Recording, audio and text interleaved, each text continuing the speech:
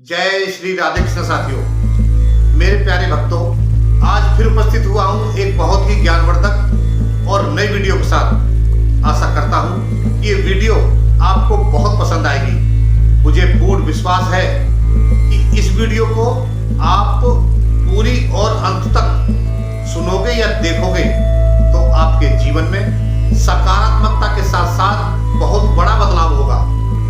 जय श्री कृष्ण। जय श्री राधे कृष्ण साथियों, आपके अपने चैनल सनातन ज्ञान में एक बार फिर से आपका बहुत बहुत स्वागत है।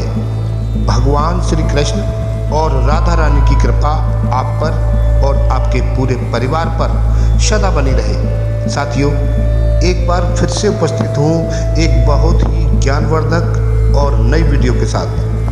भक्तों, आप यदि हमारे चैनल पर पहली बार आए हैं और हमारी वीडियो को पहली बार देख या सुन रहे हैं तो वीडियो को एक लाइक करके चैनल को सब्सक्राइब कर लीजिए ताकि हमारी आने वाली ऐसी ही ज्ञानवर्धक वीडियो आपके पास सबसे पहले पहुंच सकें। और हाँ साथियों, कमेंट में जय श्री राधे कृष्ण लिखकर अपने मन की बात जरूर लिखें।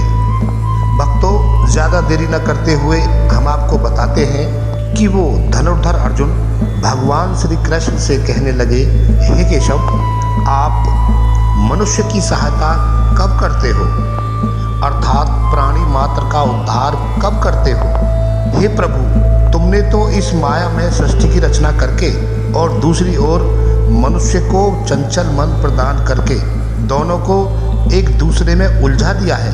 पग पग पर मनुष्य को बहकने के लिए आकर्षण पैदा किए हैं। मनुष्य इसके जाल में उलझा रहता है। क्षमा करना प्रभु, तुमने जाल बिछाकर किसी शिकारी या बहेलिए की भांति जाल में फंसे मनुष्य के हाथ पैर मारने, उसके छटपटाने का तमाशा देखते रहते हो।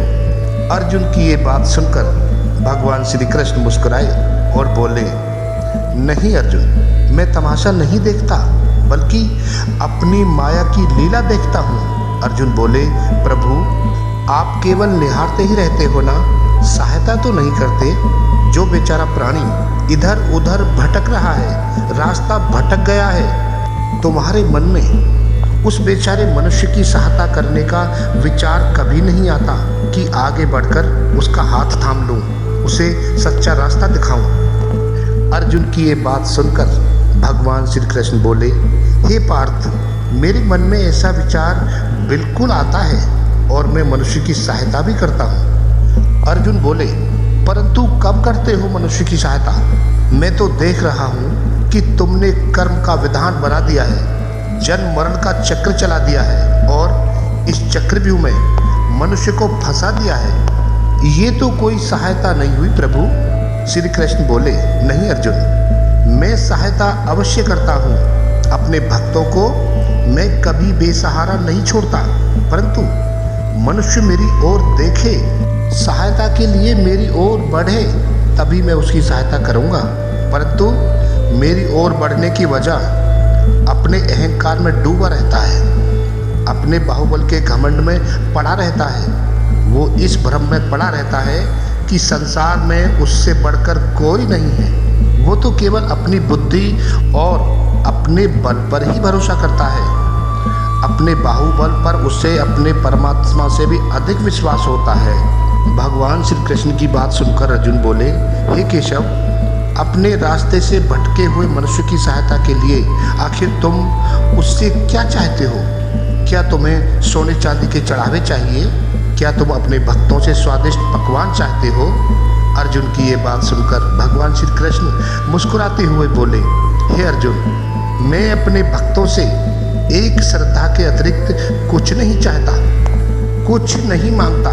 वो मेरे प्रति बड़े बड़े चढ़ावे न चढ़ाएं। सोना चांदी, घी, चंदन और पकवान के चढ़ावे मुझे नहीं चाहिए। श्रद्धा और भक्ति भाव से एक फल, एक फूल, फूलों की एक पत्ती, जल का एक कतरा या चावल का आधा दाना ही सही, मैं उसको भी भक्त की श्रद्धा से कहीं अधिक श्रद्धा से स्वीकार कर लेता हूँ।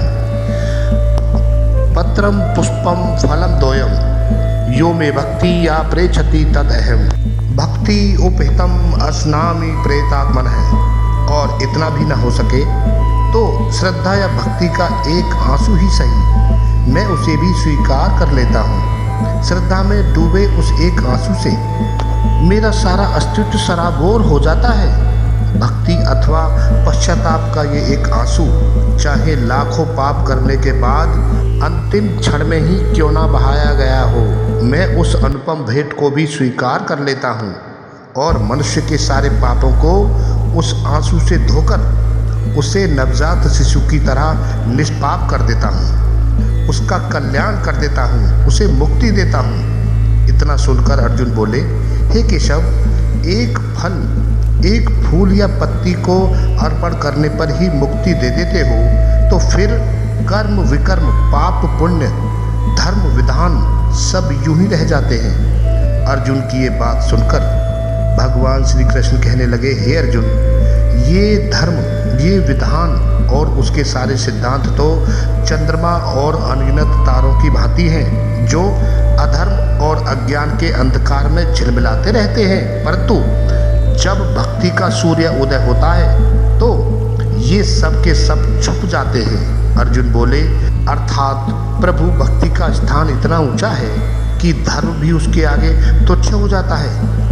भगवान श्री कृष्ण बोले, हाँ अर्जुन, परंतु आसक्ति से रहित भक्ति, जिसके लिए किसी पंडित, प्रवचन, किसी पूजा सामग्री की कोई आवश्यकता नहीं, पूर्ण श्रद्धा और पूर्ण भक्ति से अपने आप को, अपने सारे कर्मों को मेरे प्रति समर्पित कर दो।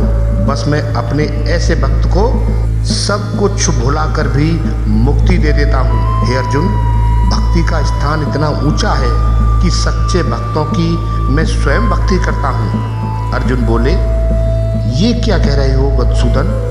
भला परमात्मा होकर भी तुम किसी भक्त की कैसे भक्ति कर सकते हो? यदि परमात्मा भी भक्त हो गया तो फिर दोनों में क्या अंतर रह जाएगा? भगवान श्री कृष्ण बोले, हे अर्जुन, यही अंतर तो मैं मिटाना चाहता हूँ। भक्ति, भक्त और भगवान के बीच कोई सीमा रेखा नहीं खिंचती। भक्ति तो भगवान और भक्त के बीच एक पवित्र रिश्ता है। जैसे प्रेम किसी प्रेमिका और उसके प्रेमी को एक बंधन में बांधकर एक कर देता है, उसी प्रकार भक्ति के द्वारा भक्त अपने भगवान में और भगवान अपने भक्त में समा जाते हैं, दोनों एक रूप हो जाते हैं।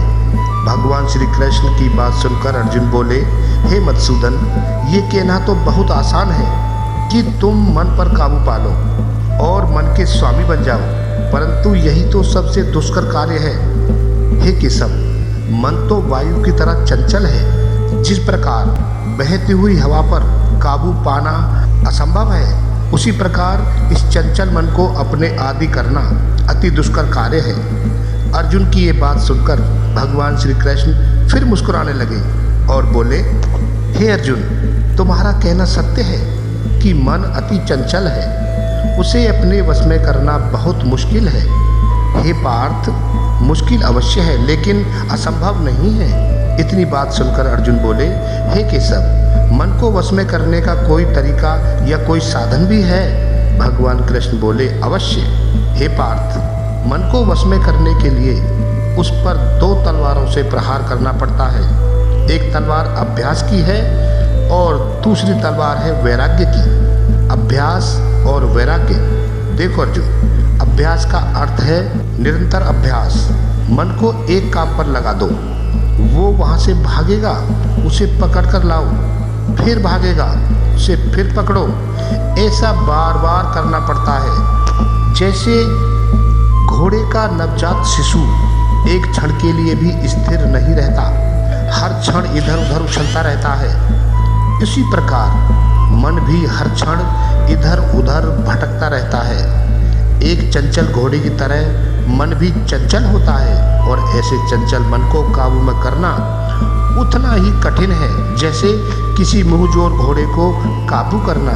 ऐसे घोड़े को काबू करने के लिए सवार जितना जोर लगाता है, घोड़ा उतना ही विरोध करता है और बार बार सवार को ही गिरा देता है। परंतु यदि सवार दृढ़ संकल्प हो तो अंत में वह उस घोड़े पर सवार हो जाता है। बस फिर वही घोड़ा सवार के इशारे पर चलता है। उसी प्रकार मन को भी नियंत्रण की रस्सी में बांधकर बार बार अपने रास्ते पर लाया जाता है तो अंत में वो अपने स्वामी का कहना मानना शुरू कर देता है। इसी को कहते हैं अभ्यास की तलवार चलाना। भगवान कृष्ण के ये वचन सुनकर अर्जुन बोले, हे केशव, जब अभ्यास की तलवार से ही मन ठीक रास्ते पर आ जाए तो फिर वो दूसरी वैराग्य की तलवार की क्या आवश्यकता है। भगवान कृष्ण बोले, हे पार्थ, उस तलवार की आवश्यकता इसलिए है कि एक बार ठीक रास्ते पर आ जाने के बाद मन फिर से उल्टे रास्ते पर न चला जाए, क्योंकि उल्टे रास्ते पर इंद्रियों के विषय उसे सदा ही आकर्षित करते रहेंगे। मिथ्या भोग विलास और काम की तृष्णा फिर से उसे अपनी ओर खींच सकती है। इसीलिए मन को ये समझाना बहुत जरूरी है कि वो सारे विषय भोग मिथ्या हैं, योग माया के द्वारा उत्पन्न होने वाले मोह का भ्रम है। मन जब इस सत्य को समझ लेगा तो उसे विषयों से मोह नहीं रहेगा, बल्कि उसे वैराग्य हो जाएगा। और यही वैराग्य की तलवार का काम है कि वह विषयों के मोह को काट के मन को सन्यासी बना दे। वाह प्रभु वाह।